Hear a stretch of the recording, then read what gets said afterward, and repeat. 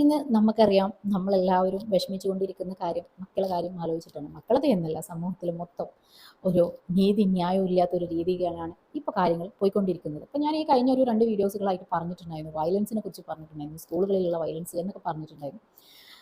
പക്ഷേ ഞാനതിൽ കംപ്ലീറ്റ് ആക്കിയിട്ടില്ല. ഇനിയും അതിനെക്കുറിച്ച് പറയാനുണ്ട് എന്നുള്ളതും പറഞ്ഞിട്ടുണ്ടായിരുന്നില്ലേ. അപ്പോൾ തീർച്ചയായിട്ടും ഇന്നത്തെ വീഡിയോയും അതിൻ്റെ ഒരു കണ്ടിന്യൂസ് ആയിട്ട് തന്നെയാണ്.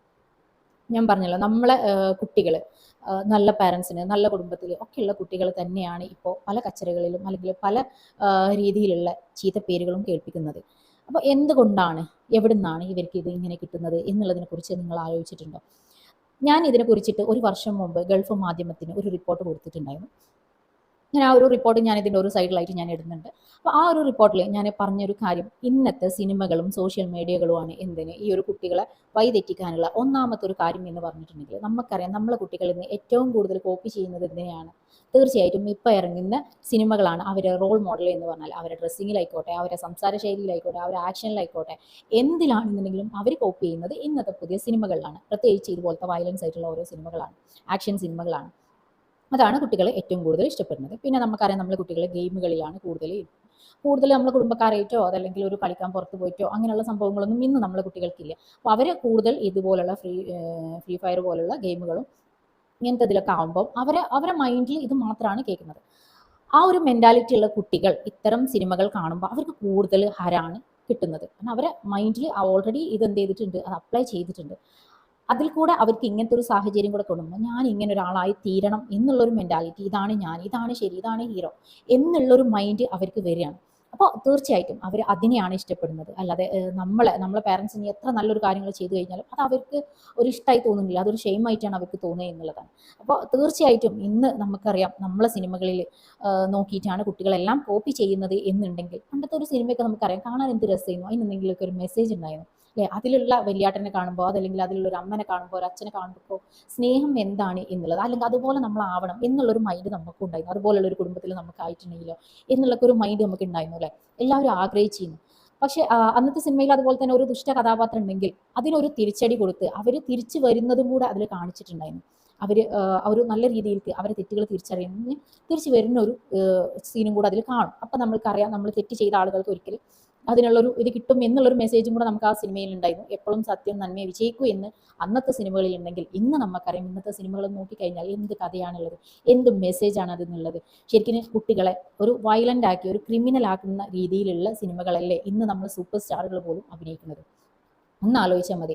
ക്യാഷിന് വേണ്ടിയിട്ട് നമ്മൾ എന്തും ചെയ്യുമ്പോൾ ഒന്ന് ആലോചിച്ച് നോക്കുക. നമ്മൾ സമൂഹത്തിന് വേണ്ടിയിട്ട് നമുക്ക് പടച്ചോൻ തന്ന ഈ ഒരു കഴിവും ബുദ്ധിയും ഉപയോഗിച്ച് അഭിനയിക്കാനുള്ള കഴിവ് തന്നിട്ടുണ്ട്, നിങ്ങൾക്ക് ഡയറക്റ്റ് ചെയ്യാനുള്ള കഴിവ് തന്നിട്ടുണ്ട്. ഇതൊക്കെ നമുക്ക് പടച്ചോൻ തന്നിട്ട് ആ കഴിവുകൾ കൊണ്ട് നിങ്ങൾ സമൂഹത്തിന് എന്താണ് കൊടുക്കുന്നത് എന്ന് ഇത് ചെയ്യുന്ന ആളുകൾ, നിങ്ങൾ ക്യാഷ് ഉണ്ടാക്കുന്ന കൂട്ടത്തിൽ നിങ്ങൾ അതും കൂടെ ഒന്ന് ചിന്തിക്കുക. നമ്മൾ ചെയ്യുന്നതിൽ എന്തെങ്കിലും ഒരു നന്മ കൊടുക്കണം, നന്മക്കായിരിക്കണം നമ്മൾ ചെയ്യുന്ന പ്രവൃത്തികൾ എന്നുള്ളത്. ഏത് ജോലിയാണെന്നുണ്ടെങ്കിലും മറ്റുള്ളവർക്ക് സഹായിക്കാനുള്ള ഒരു ജോലി, നമ്മൾ അതിനുള്ള സാലറി അല്ലെങ്കിൽ നമുക്ക് അതിനുള്ള കൂലി കിട്ടുന്നുണ്ടെങ്കിൽ, ആ കൂലി വാങ്ങുന്നുണ്ടെങ്കിൽ അത് സമൂഹത്തിനൊരു നന്മ ചെയ്യുന്ന രൂപത്തിലാവണം. അത് നമ്മുടെ മനസാക്ഷിക്ക് ആ ഒരു സംതൃപ്തി കിട്ടുന്ന രീതിയിലും കൂടി ആവണം എന്നുള്ളതാണ്. അപ്പോൾ ഞാൻ പറഞ്ഞല്ലോ, ഈ ഒരു സിനിമകളിൽ ഇവർ ഇത്തരം രീതിയിൽ കോപ്പി ചെയ്യുമ്പോൾ ഇതിൽ തന്നെ നന്മ കൊണ്ടുവന്നിട്ടുണ്ട് എന്നുണ്ടെങ്കിൽ ഈ കുട്ടികൾ ഇതല്ലേ അവർ കോപ്പി ചെയ്യുക. അവരുടെ ഡ്രസ്സിങ് ആണെന്നുണ്ടെങ്കിലും നമുക്കറിയാം, ഇന്നൊരു ഷോപ്പിൽ ചെന്നിട്ടുണ്ടെന്നുണ്ടെങ്കിൽ പുതിയ രീതിയിൽ ഉള്ള ഏതെങ്കിലും ഒരു സിനിമയുടെ പേര് പറഞ്ഞു കഴിഞ്ഞിട്ടുണ്ടെങ്കിൽ അത് ചൂടപ്പം പോലെ വിറ്റ് പോകും എന്നുള്ളതാണ്. കാരണം കുട്ടികൾക്ക് വേണ്ടത് അതാണ്.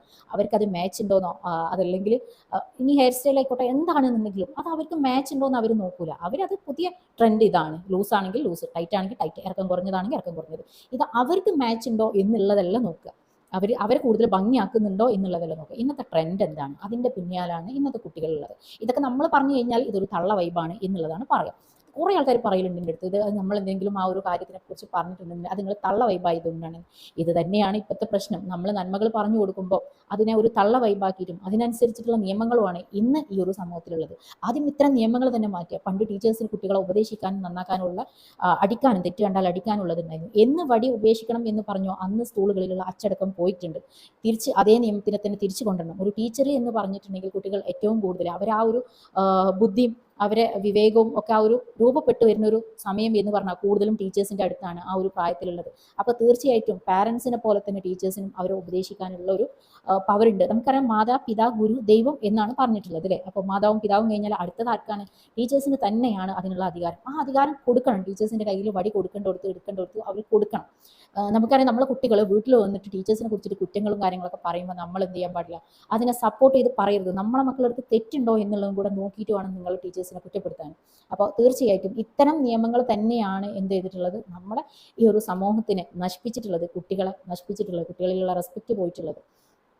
പിന്നെ ഞാൻ പറഞ്ഞല്ലോ ഈ പറഞ്ഞ പോലെ തന്നെ സിനിമകളിൽ എൻ്റെ ഒരു അഭിപ്രായത്തിൽ ഞാൻ പറയുന്ന ഒരു കാര്യം, സിനിമകളിൽ നന്മ കൊണ്ടുവരാനും നല്ല കഥകൾ കൊണ്ടുവരാനും ശ്രമിക്കുക.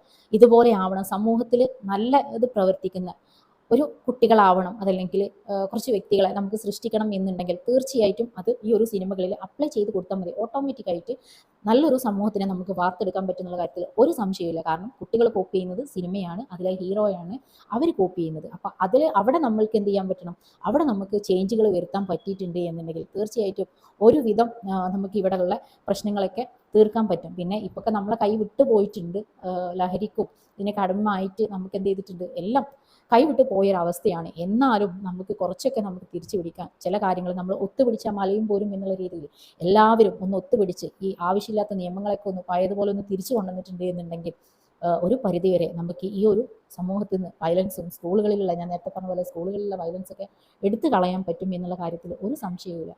അപ്പോൾ തീർച്ചയായിട്ടും നിങ്ങൾ എൻ്റെ ഈ ഒരു മെസ്സേജ് നിങ്ങൾക്ക് യൂസ്ഫുൾ ആണ് എന്നുണ്ടെങ്കിൽ മറ്റുള്ളവർക്ക് ഷെയർ ചെയ്യുക, ലൈക്ക് ചെയ്യുക, ആ ഒരു ബെല്ലൈക്കണും കൂടെ അമർത്തുക. അപ്പോൾ നിങ്ങൾക്ക് എൻ്റെ പുതിയ വീഡിയോസുകളും കാര്യങ്ങളും കിട്ടും. അതുപോലെ തന്നെ നിങ്ങളുടെ കമൻസും കാര്യങ്ങളൊക്കെ അറിയിക്കുക.